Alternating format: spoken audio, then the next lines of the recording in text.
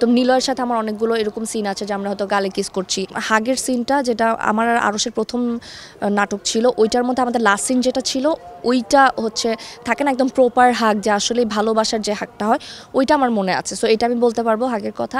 আমি তো ডেফিনেটলি সবার প্রথমে শাহরুখ খানকে দিব, তাও তার স্টাইলে। ভ্যালেন্টাইন ডে আসলে আমার তো আসলে সব প্ল্যানই একই হয়, যেটা হচ্ছে ফ্যামিলির সাথে একটু আমার টাইম স্পেন্ড করা হয়। 13 তারিখ পর্যন্ত শ্যুট, শুধু 14 তারিখটা গ্যাপ রেখেছি। সো ওই দিনই হয়তো সকাল থেকে তো বাসায় থাকবো, আর বিকেলে হয়তো আম্মু আপুকে নিয়ে একটু বের হবো, কোথাও বসে একটু খাবো দাবো, আড্ডা দিবই।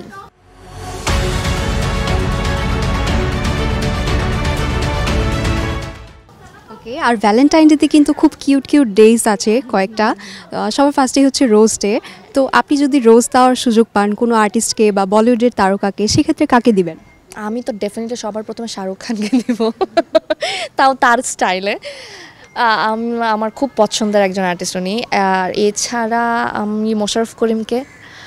আর আর আর আর ওইভাবে কেউ নাই, ফ্যামিলি আম্মু আপুকে দিতে চাই, আর আমি দিব হয়তো আম্মু আপুকে। কাকে চকলেটের মতো মিষ্টি লাগে বা চকলেট দিতে চান কাকে?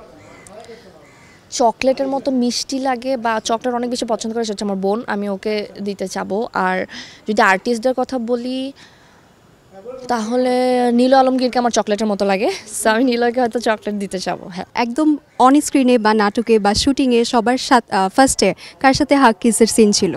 মানে আমার এখন পর্যন্ত যতটুকু মনে আছে সেটা হচ্ছে আমার সাথে হাগের সিনটা, যেটা আমার আর আরশের প্রথম নাটক ছিল, ওইটার মধ্যে আমাদের লাস্ট সিন যেটা ছিল ওইটা হচ্ছে থাকে না একদম প্রপার হাগ, যে আসলে ভালোবাসার যে হাগটা হয় ওইটা আমার মনে আছে। সো এটা আমি বলতে পারবো হাগের কথা।